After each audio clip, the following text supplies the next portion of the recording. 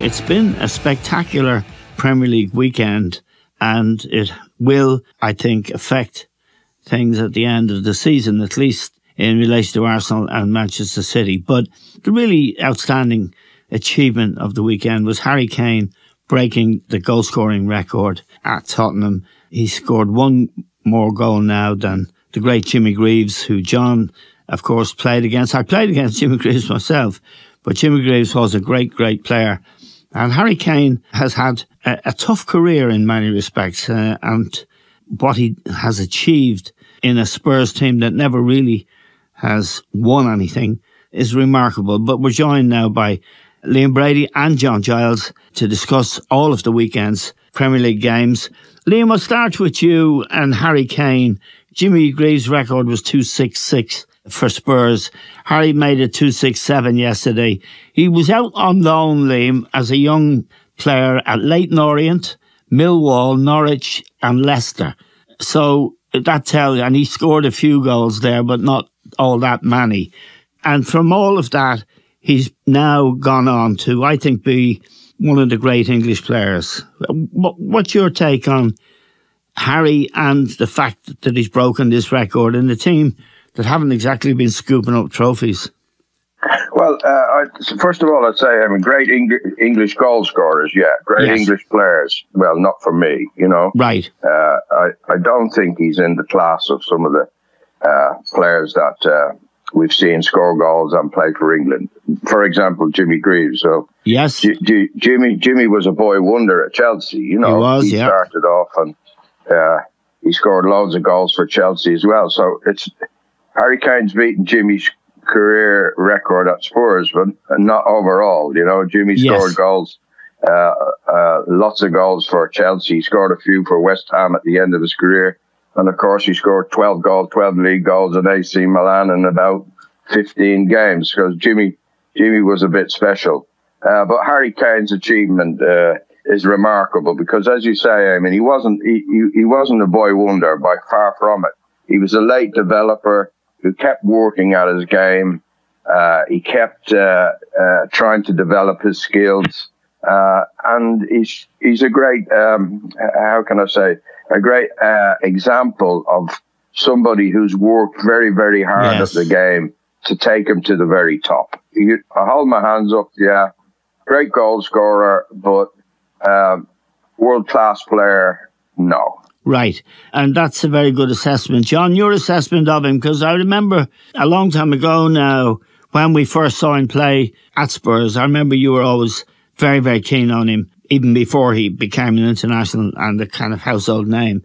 But I think Liam's assessment is probably fair enough. But from unpromising beginnings, going to Leyton Orient, he scored 5 goals there in 18 matches. He went to Millwall, then he went to Norwich, no goals on his loan spell. Then he went to Leicester. So, as Liam has confirmed, he did it the hard way. Well, he certainly did. And go back to Jimmy Greaves. Jimmy was a one-off among all these great players, in my opinion. Yes. He scored more than 100 goals for Chelsea before he went to Spurs. Yes. So with all these great players, they're all different. And Jimmy was probably the best goal scorer I've ever seen. Yes. He was a goal scorer. But I think Harry Kane has become a great player. Yes.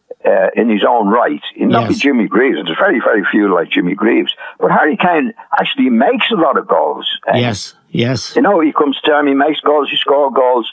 And I think he has reached world class. Yes. And he's not playing in a great team, don't forget. He's not playing with Manchester United at the best, or Manchester City at the best, or Liverpool at the best. It's like he's doing it at Spurs. So that's my take on him. But Jimmy Greaves, I don't think there's anybody like Jimmy Greaves in my time that I can remember, in what he did and the goals he scored. So, I think Harry Kane has done it in his own particular way. Yes, and I think, to be fair to the distinction Liam makes, he's right to make the distinction between, Jimmy Greaves' career elsewhere and the goals he scored elsewhere. Harry Kane. Yeah, I've no doubt about that. I would agree totally with Liam in that way, but because Greaves was the genius Harry Kane will never be a genius like Jimmy Greaves. But what he's done from the position he's in, the teams he's played in, I think if he was playing in one of the teams that have done particularly well, he'd score even more goals. But he makes goals as well. Now, that's only my opinion on it, Eamon. Right. Well, there's no better opinions than yours and Liam's. Well, put it this way, Eamon. I was well pleased with him yesterday. Yes. Very happy that he got the winner against Manchester City. Yeah, well, he was world class yesterday, Liam. He was. I put him up there with the very best. Actually, he mishit the shot. But anyway, let's go back to that particular game, Liam. City have played 5 times under Pep Guardiola before yesterday at White Hart Lane. They haven't won any of the games and they haven't scored. It's remarkable how some grounds have a hoodoo on you, but I don't know what Pep's up to. He left De Bruyne out of the team yesterday. He left Gundogan out of the team. He left Diaz, who's probably his best defender, Laporte, who's also a good defender, and he played a kid called Nico Lewis, and papers are raving about him this morning. He played during the week as well. He's just a kid, and he doesn't look particularly special. So what do you make of City now? Well, we've had this discussion so many times, Eamon, that you really don't know what Pep Guardiola is going to do, from one week to the next. He could have a great win one week, and then the following week he'll change things completely. Yes. I know De Bruyne is not having a great season, but he is a guy that can come up with something, Yes. and to leave him on the bench and to see, well, in my opinion, Mahrez and Grealish playing, or maybe one of the midfield players, maybe the kid you mentioned. I watched the boy about 2 or 3 times now. He's a good player on the ball. He's good technically. But I haven't seen him hurt anybody yet. No. Like Kevin De Bruyne can, with one pass or one cross. And the big debate yesterday after the match was, Haaland is not getting any service. And Graham Souness, I think, summed it up. Mahrez and Grealish, when they're out on the wing with the ball, they don't look to get any crosses in. They're not looking to get past their man, get a cross in. And Haaland is not, on yesterday's showing, just didn't get the service. And I think that's down to Guardiola tinkering all the time. Yeah, and John, he had a right go at his team last week. He said, we've too many flowers in the team. And that was his opening sentence. In other words, I'm not sure what the flower reference was to, but the implication of it was too many people who are showy and don't want to go out and sweat. Now, everything Liam said I agree with. One thing, the Haaland thing, a lot of the 31 goals that Haaland has scored in all competitions, that is, have come from De Bruyne, because he hits those beautiful balls from the inside right position to the far post or near post, and that's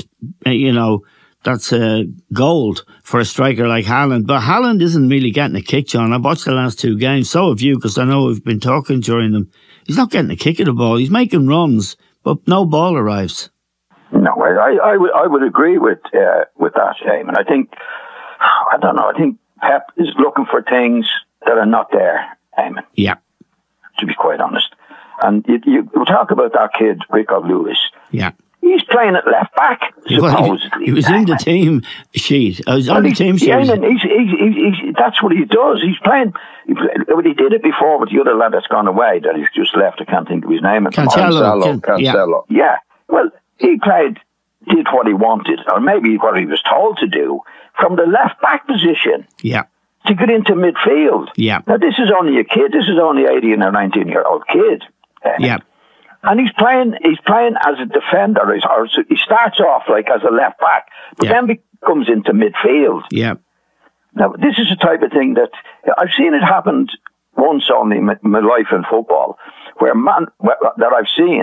managers do get carried away with looking for positions and tactics that are just not feasible. Yes. And I think Pep is at that stage now. Yeah. And especially with this kid, he's only a kid coming in, and he was in a bad position for the goal. He wasn't in the left back position. No, and he wasn't able to make the challenge, and he gave the ball away, and that's where it ended up at Harry Kane's feet. Yeah, well, he shouldn't have been, to be honest, then, he shouldn't have been where he was. You know what I mean? That's the point I'm trying to make. He should have been in the left-back position where it could have been played out to him. Yeah. And the ball played into him was a suicide pass, we call it in football. He played it up behind him. Yeah. That, you know, he dispossessed. But to play somebody in that position, Eamon, generally, you know, I just don't get it. You know, it's looking, well, I'll try this, and I'll try this, and I'll try this. And I think I've seen it once before in football where the managers are looking for something that's not really there. Yeah, looking for a certain kind of perfection. Yeah, whatever they have in their head. Yeah. You know, like football is a complicated game in itself. You don't have to make it more complicated. I think that's what Pep is doing. And I think as he gets older, he's doing it more and more. In other words, I'll do this, I've got this in my head, I got that in my head. And I think he's at that stage. And it's there's no sense in it. No. He's getting to the stage where there's no sense in it. And that's the way I see him doing, especially with this kid, Rico Lewis. He's only 19, 20, and he's a midfield player. And he actually does play more in midfield than he does at the left-back position. It's I find it crazy stuff. Yeah, I do too. And all the papers in England, all the English papers that I read this morning, were saying he was a wonder boy and all of that. He certainly hasn't looked it in the last two games I've seen. Liam, the bench yesterday, De Bruyne, Gundogan, Diaz, Laporte, and the team didn't appear to have any shape. And Haaland got 9 touches off the ball. He didn't really have a chance. He made run after run. You know, like an old-fashioned striker, they need an early delivery. What do you make of all of this? Well, look, he's a different striker than, let's say, Harry Kane, who can link up the play. I mean, Harry Kane would come deep and receive the ball, and as John says, Harry Kane can make goals as well. But he links things up. He's a very good passer of the ball. I don't think Haaland is that kind of player. I think he's a bit like an old-fashioned centre forward that us guys used to play with.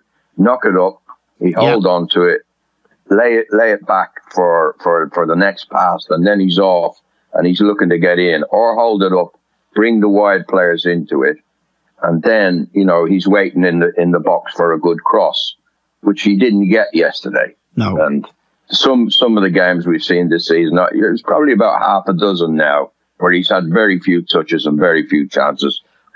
City overplay, I think. They really do. They overplay. And the one thing a striker like him needs, Liam, I'm sure you'll agree, is they need the ball early. Yeah, but you see, you've got to take every game on its merits, and Tottenham played very deep, a lot of people behind the ball. Yeah. There wasn't much space to thread passes through.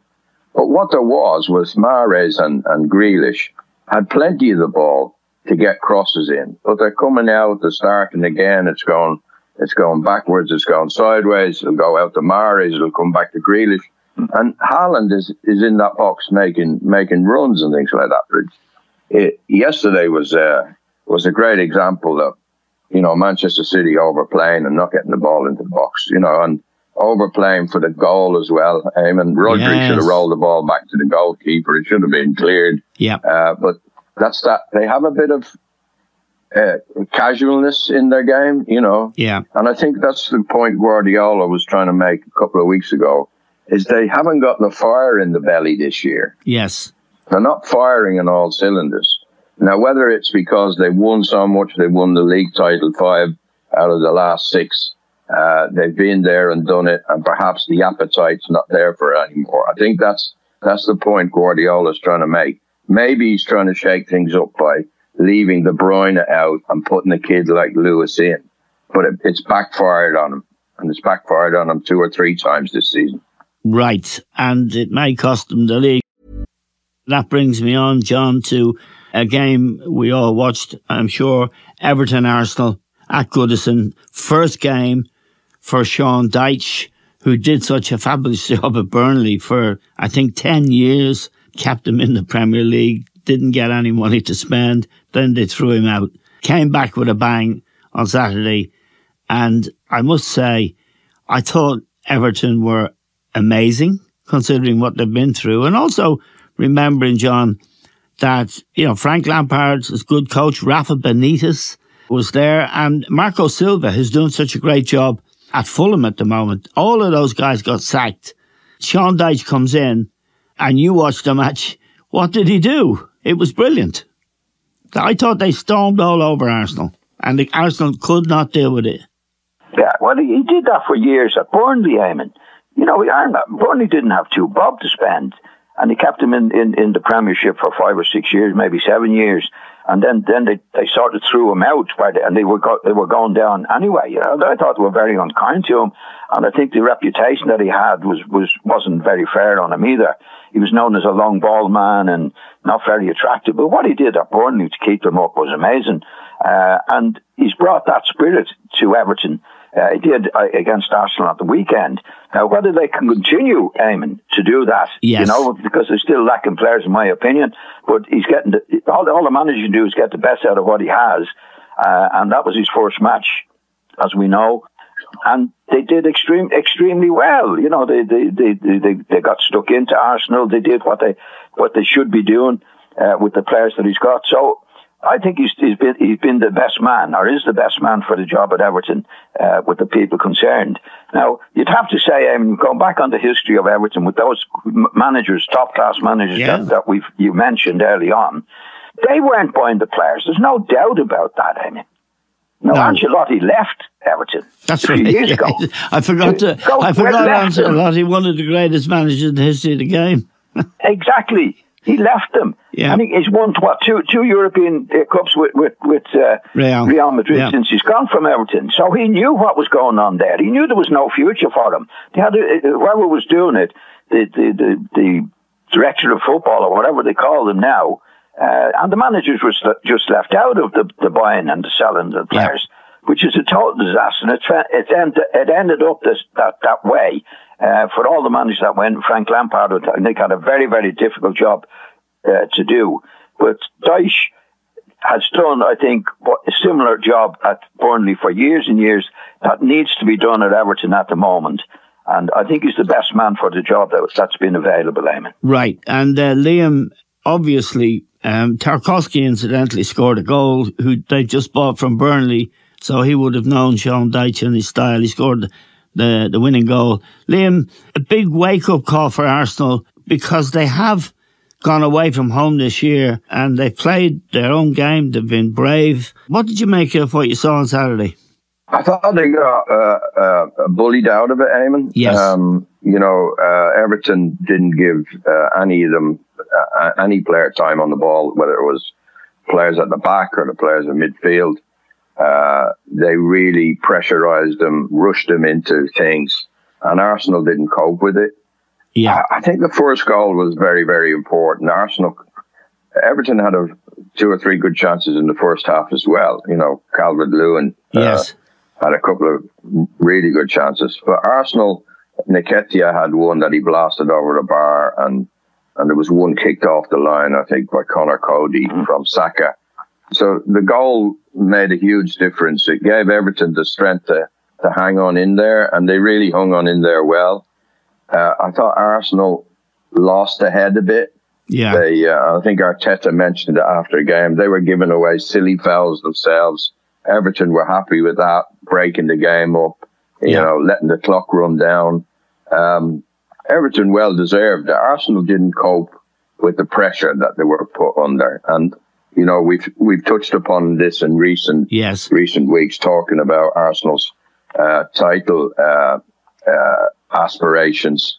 They're going to have to be able to handle games like this, Eamon. Yes. And they didn't do it at the weekend. And I think, you know, they're a young team. Yes. A couple of things that you'd say, what was going on there? The Tarkowski was being marked by Odegaard. Now, Odegaard is only about 5'8", 5'9", and a midfield and he's player. marking the centre back. Yeah. Things like that weren't right, and you're right. It's a wake up call, and they have to get things sorted out and get going again, because Tottenham did them a big favour by beating Manchester City. So if they can get back on track again next week, it could be a blip that you might just forget about, but it was a bit worrying to watch. Yeah, and John, Arsenal have to play City twice in the league. The first one, I think, is next Wednesday week. Those games would be hugely important. How concerned would you be, if you're an Arsenal fan, that this was just a one-off and they'll learn from it, John? Or is it we just have to wait and see, don't we? Because we have talked about the pressure of being contenders, of winning the Premier League and having a lead as well, a substantial lead, 5 points plus a game in hand.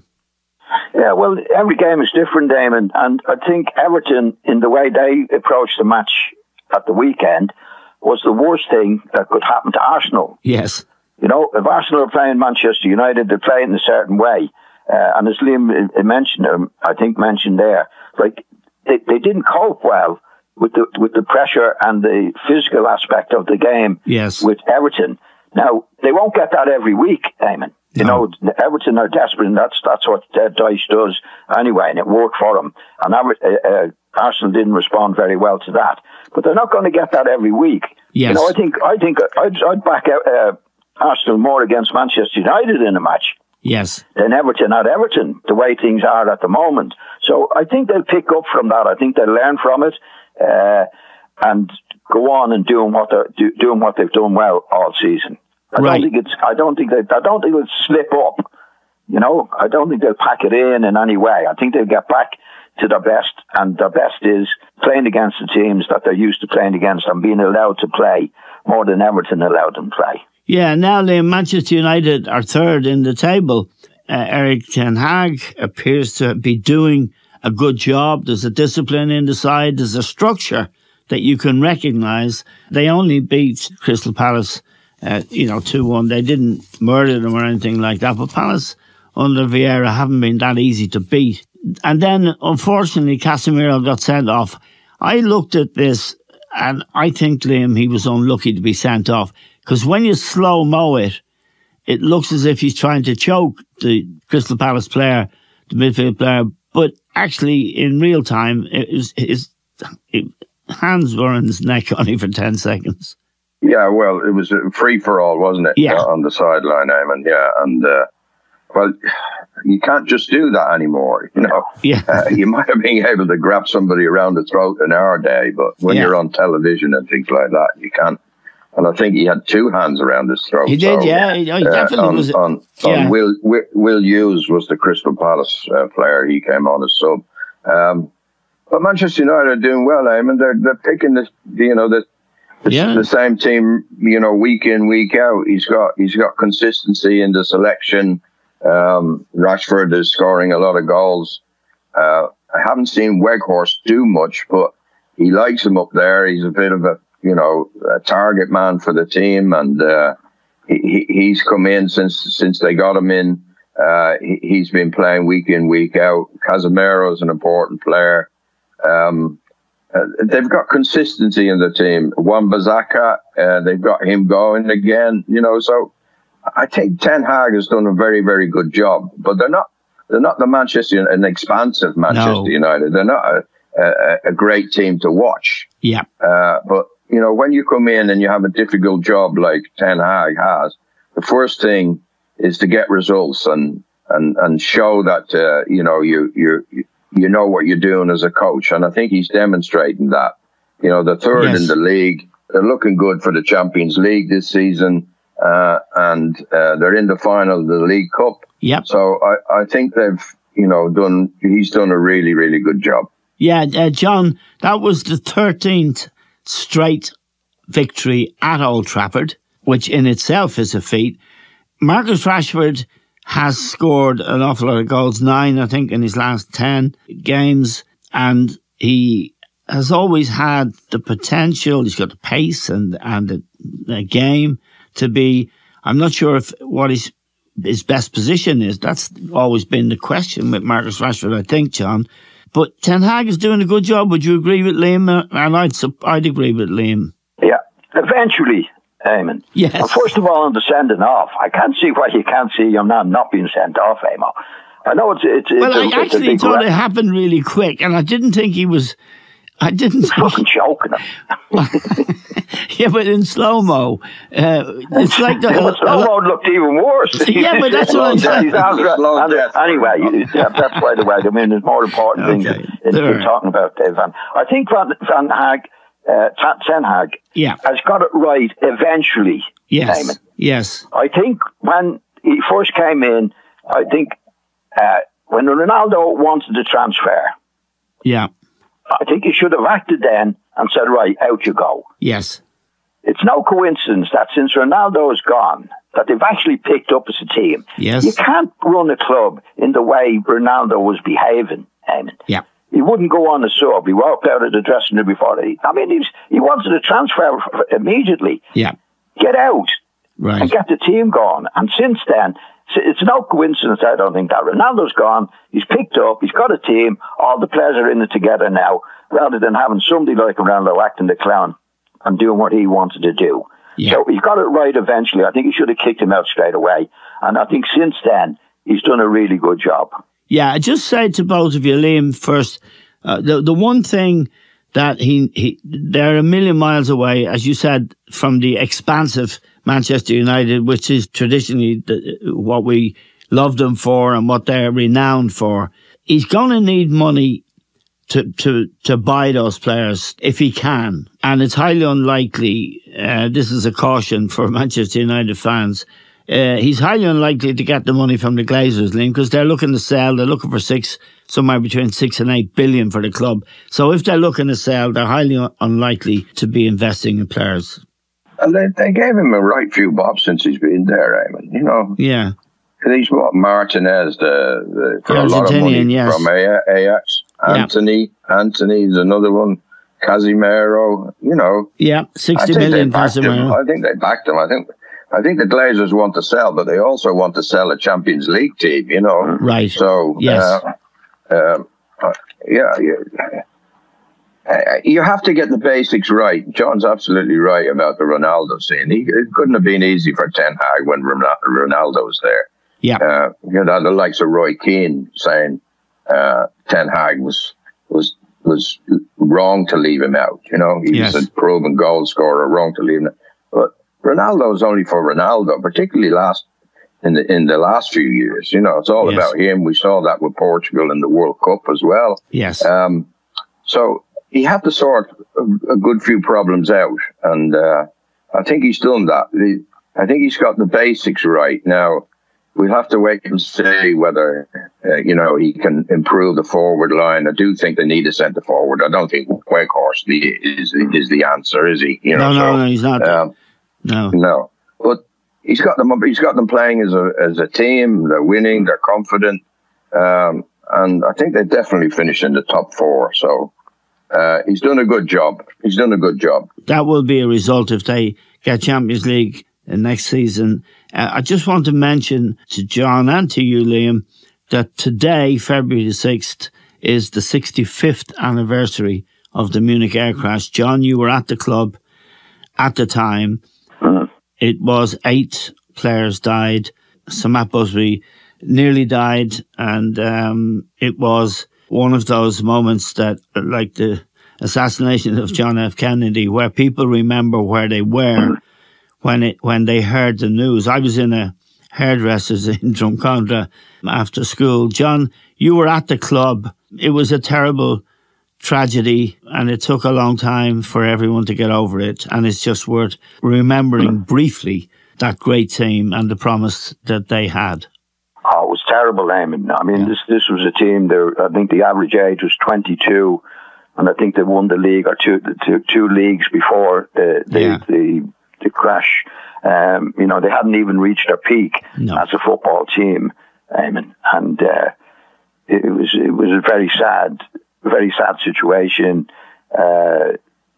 You said 8 players, 8 people killed in the crash because I think they were trying to hurry home, Eamon. Yes. At that time, the FA didn't want English teams to be playing. No, and they were afraid of missing their Saturday. They were supposed to play Wolverhampton Wanderers, and Busby felt they had to get home for that, and that's always been a mystery. I think it was more important than that, Eamon. I think it was the FA brought in a rule that you've got to be home 24 hours before the match on the Saturday, or else you were going to be fined. Yep. Now, this is only my take on it, what was the big hurry getting home? But anyway, I mean, the actual disaster was dreadful for the club, as we know. You know, the most young players, great players, that were killed in the Munich. Liam Whelan from Dublin, who was a great player and a leading scorer at the club. He also died. I don't want to, as I say, labour the point. I asked you, we've talked about this privately before, you were in Old Trafford when the news first broke. Yeah, we were down back training for the U team at that time. I think it was in the afternoon. We were back in and the news came through then. Yeah. So, you know, you had to go back to your digs. It was a very, very bad time for everybody. I mean, there was no I spent most of my time going to the funerals in around the Manchester area. Yes. But it was, and we were told not to come to the ground. Yes. For 2 weeks. You know, so to be honest, you didn't know where to put yourself. Yeah, no. You know, and I wasn't close to the. I knew Liam Whelan very well. He was very good to me. He looked after me in a certain way when I was at Old Trafford. But it was very, very sad and difficult time for the club. There's no doubt about that. Liam, are you too young to remember the Munich air crash? Well, I was the youngest of a quite a big family. You know, my family. I do, of course. John does as well. Yeah. So my brothers were probably just gone to England then. You know, Ray certainly had gone to play for Millwall in England. But our family was a football family, and it was just a terrible, terrible tragedy, and made all the worse by, as you mentioned, that Liam Whelan was one of the people who died. You know, so. I think Manchester United were a popular team by that stage in Ireland. But when this happened, you know, everybody was Manchester United, and I was a Manchester United fan growing up, and I think the Munich air crash had a lot to do with that. I was 2 years of age when it happened. Yes, I was a bit old. I think you were a lot older than that. I was 12. I was in the barbers, and the radio was on. And it didn't say anything tragic. It said there had been a problem with a plane carrying the Manchester United team back from their game. And it was at Munich airport. But the bad news came, and it was a terrible day that for Manchester United, for Manchester as a city, which is a wonderful city. And there was a very special Irish connection there, particularly with Liam Whelan, and on the day that's in it. It's good to pause and think about it. We're grateful to John, Giles, to Liam, Brady.